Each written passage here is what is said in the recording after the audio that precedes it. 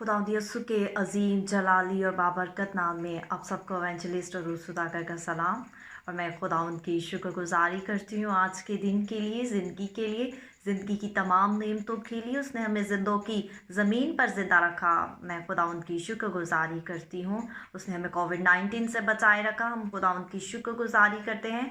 हम बहुत ही बाबरकत मंथ जो है उसमें एंटर हो चुके हैं। हम क्रिसमस के सीज़न में एंटर हो चुके हैं, तो हम खुदावंद की शुक्रगुजारी करते हैं कि उसने हमें ज़िंदा रखा और ये दिन देखने का उसने हमें फजल बख्शा। और आज मैं बहुत ही खूबसूरत स्टोरी को लेकर आपके सामने पेश हुई हूँ और मैं चाहती हूँ कि आप इस स्टोरी को कंप्लीट सुनिएगा। जैसे मैंने बरकत पाई, आप भी ज़रूर इस स्टोरी से बरकत पाएंगे। तो मैं इस स्टोरी को स्टार्ट करती हूँ। एक औरत थी और जिसके घर में एक गरीब औरत काम करती थी। और उसने एक दिन अपने घर की जो मालकिन थी उससे कहा कि मैं अपनी नवासी से मिलने के लिए जाना चाहती हूँ और आप प्लीज़ मुझे कुछ दिनों के लिए जो है वो लीव दें, मुझे छुट्टी चाहिए। तो उसने कहा ठीक है, आप चली जाएं। और जब उसने उसको इजाज़त दी तो उसने कहा ठीक है, मैं कल आऊँगी और फिर उसके बाद मैं नहीं आऊँगी कुछ दिनों के बाद।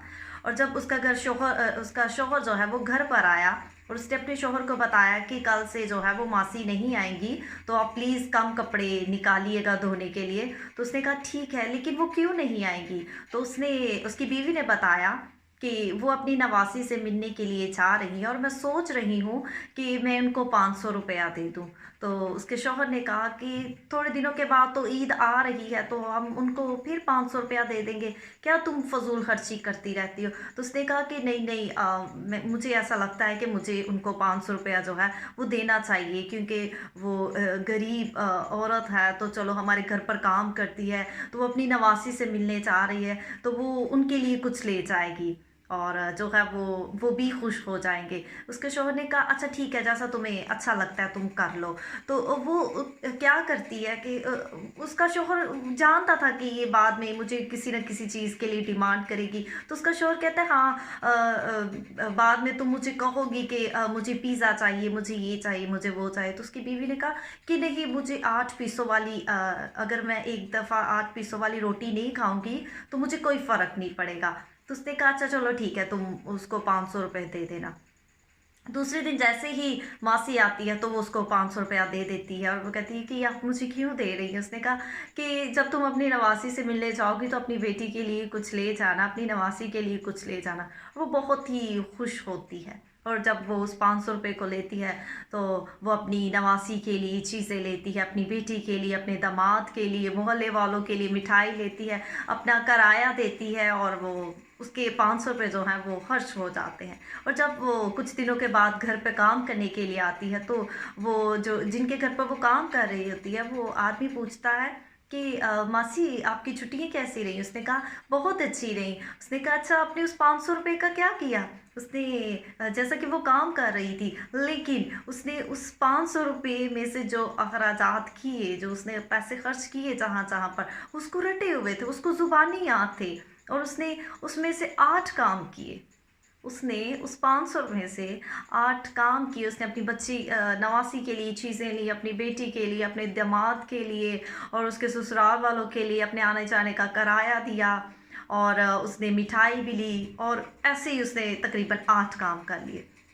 और जब वो काम करती जा रही थी और वो उसको ज़ुबानी बता रही थी मैंने ये किया, मैंने ये किया, और वो सोच रहा था कि मासी को तो बहुत अच्छी तरह से याद है कि उन्होंने 500 रुपये में 8 काम कर लिए। और उसको फ़ौरन जो है अपनी बीवी की बात याद आ जाती है कि अगर मैं 8 पीसों वाली डबल रोटी नहीं खाऊंगी, जिसे हम पिज़्ज़ा कहते हैं, तो मुझे कोई फ़र्क नहीं पड़ेगा। और फिर उसको बाद में इस बात का एहसास होता है कि हमारे लिए तो 500 रुपये कुछ मायने ही नहीं रखते, लेकिन जब हम अपने से किसी कम को, जिसके पास अच्छे वसाइल नहीं होते, जो हमारे घर पर काम कर रहे होते हैं, जब उनको हम 2 पैसे ज़्यादा दे देते हैं, तो उनकी खुशी में कितना इज़ाफ़ा हो जाता है कि गरीब इंसान जो है वो 100, 200, 500, 1000 की भी इतनी ज़्यादा कदर जानता है, और हम लोग जो हैं वो ₹500 को कुछ समझते ही नहीं, और हम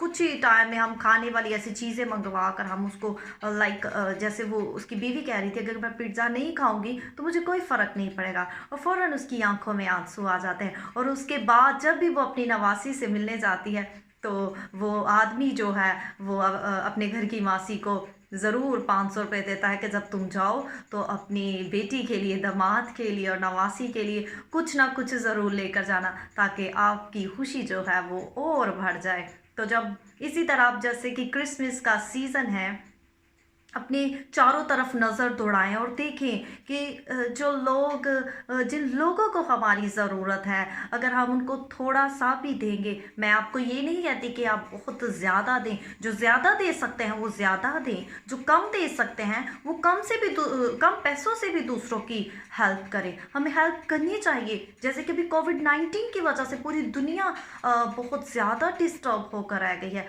लेकिन मुझे ऐसा लगता है कि बहुत से लोग उसकी वजह से डिस्टर्ब नहीं हुए, क्योंकि उनके पास इतने पैसे, वो समझते हैं कि हम घर बैठकर सब कुछ कर सकते हैं। तो ऐसे लोगों को दूसरों की हेल्प करने की ज़रूरत है। जैसे कि अभी विंटर है, तो हम अपने गर्म कपड़े जो हमें पूरे नहीं हैं, हमें जूते जो पूरे नहीं है, वो हमें दूसरों को दे देने चाहिए, जो हमारी ज़रूरत की चीज़ें नहीं हैं। अगर हम पैसों से हेल्प कर सकते हैं, कपड़ों से कर सकते हैं, जूतों से कर सकते हैं, तो हमें हेल्प करनी चाहिए। क्योंकि क्रिसमस का मतलब ये नहीं कि हम बहुत ज़्यादा अपने घरों में डेकोरेशन कर लें, बहुत ज़्यादा ब्रांडेड शूज़, कपड़े पहन लें, बल्कि सबसे पहले हमें उन लोगों को देखना चाहिए, उनकी हेल्प करनी चाहिए जिन्हें हमारी ज़रूरत है। तो प्लीज़ आप जो है लोगों की हेल्प करें। आपको आपके इर्द-गिर्द आपका कोई भी है जो आपसे प्यार नहीं करता, उसको भी अगर आपकी ज़रूरत है, तो आप प्लीज़ उसकी हेल्प ज़रूर करें। God bless you all.